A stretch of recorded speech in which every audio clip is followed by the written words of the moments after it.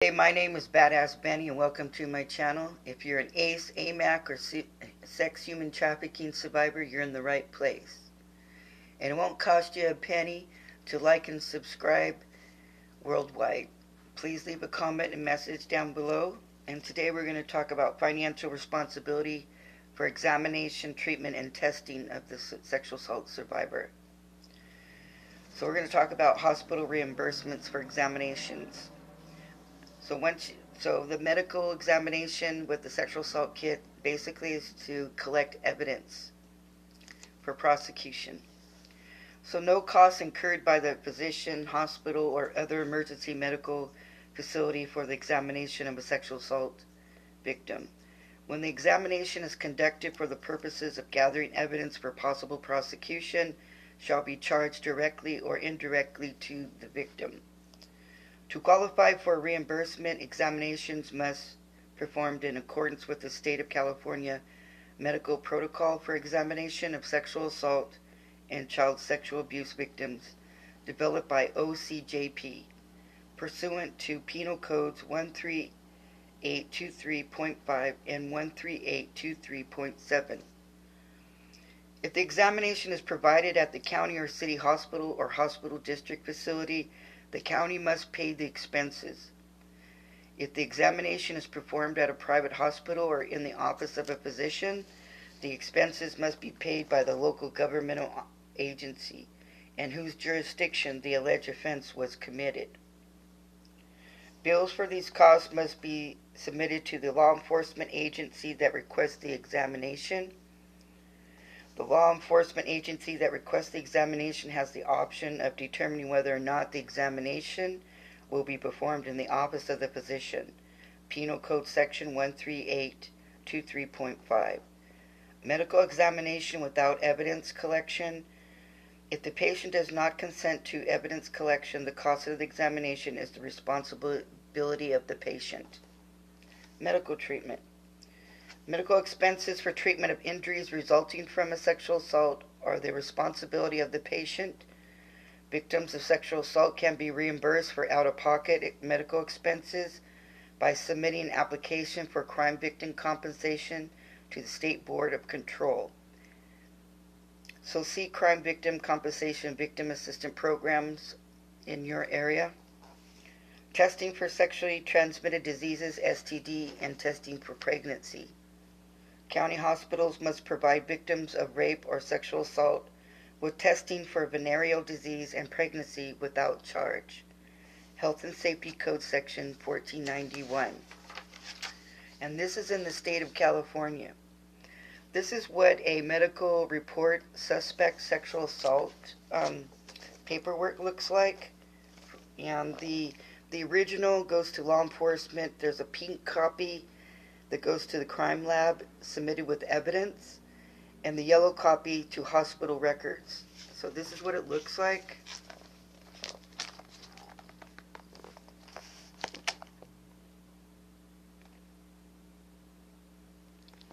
And just basic authorization for evidence exams. It's pretty straightforward. They ask your name, responding officer. And then over here, it's more involved in the second page that the physician has to ask questions. And you have a right for a sexual assault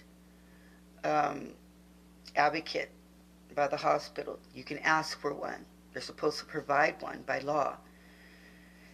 So they'll ask you, the doctor asks you, were you penetrated by a penis if you're a woman, a finger for an object.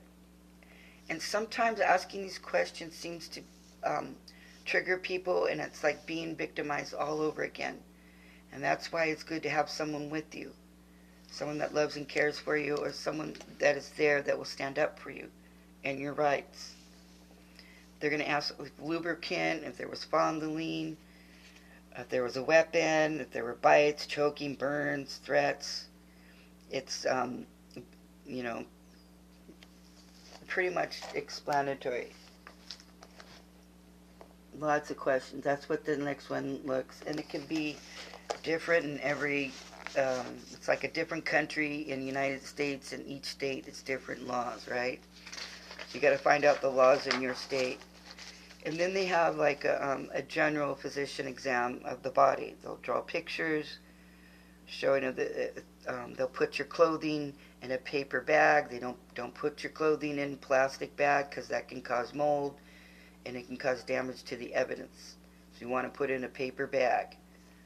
And your clothes, whatever you're raped in, you put all your clothes in that paper bag and you take it to the physician. And this is what it looks like.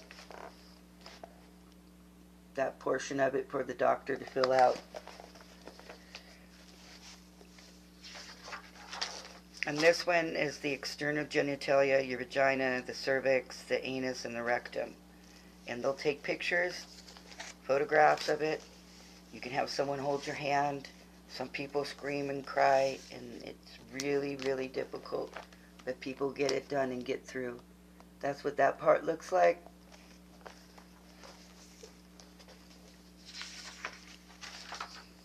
This part is they'll have swabs, and they'll swab your mouth, put it in, it's like sci-fi, it's like being at a forensics lab, at times they have to do certain things, collect things in your mouth and put it in solutions and things like that to preserve the evidence.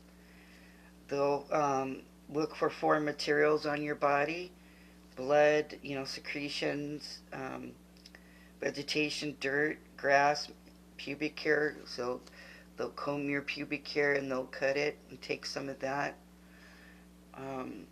And rectal, they'll do a rectum exam as well. And so that's what this looks like and what personnel was involved. So there's what that looks like for the paperwork. They'll arrange for a follow-up for STD, pregnancy, and injuries, and they'll provide referrals to psychological care if you need it.